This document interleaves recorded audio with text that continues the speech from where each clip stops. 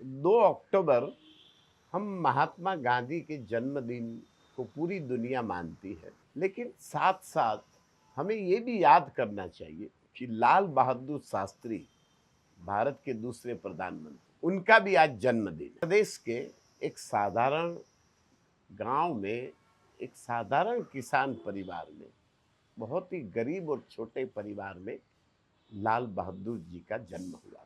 बाद में उन्होंने पढ़ाई करी और 11 साल की उम्र में गांधी जी का प्रवचन सुनकर वो इतने प्रभावित हुए कि वो फिर गांधी जी को सुनते रहे, देखते रहे। और उनकी 16 साल की आयु में उन्होंने आज़ादी के संघर्ष में आज़ादी के सिपाही बने, देश के आज़ादी के संग्राम के बहुत बड़े सिपाही बने। और 16 साल की उनकी वयु में उन्होंने गांधी जी का ऐसा प्रवचन सुना कि वो जीवन भर गांधी, उन्होंने सादाई को पूरा अपना लिया, शिस्त और संयम को अपना लिया। धर्मपत्नी ललिता देवी से जब शादी हुई तो परिवार ने उन्हें दहेज के लिए बड़ा दबाव डाला, तो उन्होंने बहुत दहेज का विरोध किया कि हम दहेज प्रथा के खिलाफ, उन्होंने वो समय में अपनी आवाज उठाई। फिर दबाव के आगे वो समय में महात्मा गांधी का चरखा स्वदेशी आंदोलन बड़ा संदेश उन्होंने अपने ससुराल से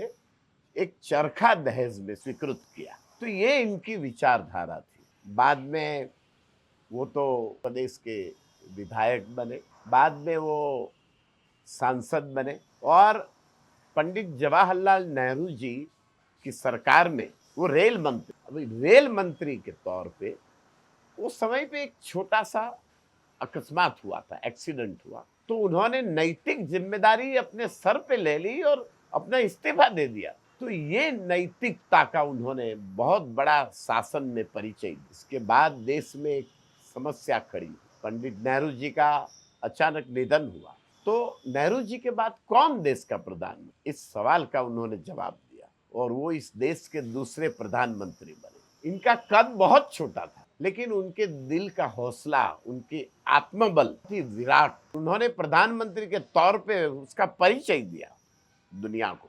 एक ऐसा समय हुआ जब चाइना 1962 की वॉर के बाद देश बहुत बुरी हालत में था, टूटा हुआ था बहुत, लेकिन वो समय में शास्त्री जी ने लोगों को हिम्मत और स्वशासन प्रदान किया।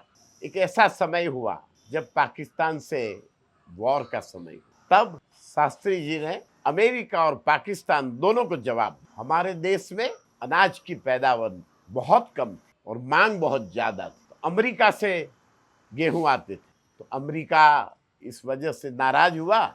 तो शास्त्री जी ने आह्वान किया कि भाई हम एक हफ्ते में एक दिन उपवास करेंगे और साथ साथ हम खुद गेहूं बनाएंगे। और उसी वक्त श्वेत क्रांति, किसानों की क्रांति और जय किसान का नारा उन्होंने दिया और देश में किसान की ऐसी श्वेत क्रांति हुई कि हमारी पैदावार गेहूं की और किसानों की बहुत बढ़ गई। ये उनका करिश्मा। और जब पाकिस्तान से वॉर हुई, लाहौर तक पहुंच गए, तो शास्त्री जी ने कहा था कि हम लाहौर में खाना खाएंगे, तो तत्कालीन पाकिस्तान के राष्ट्रपति के साथ। और फिर ताशकंद ने उनकी मुलाकात हुई, तब उन्होंने अपना ठोस परिचय दिया और लगा कि ये छोटे कद के आदमी इतने विराट है, इतने शक्तिशाली है, इतने आत्मबल वाले हैं कि पाकिस्तान के बड़े शासक को भी जवाब मिल गया। खैर बाद में उनका ताशकंद में दुखद निधन हो गया, पर उनकी ईमानदारी और उनकी सादाई, सिंप्लिसिटी, उनका संयम, उनका त्याग, उनकी तपश्चर्या, ये हमारे देश के सारे प्रधानमंत्री और देश के सारे सत्ताधीशों को एक बहुत बड़ा संदेश मिला।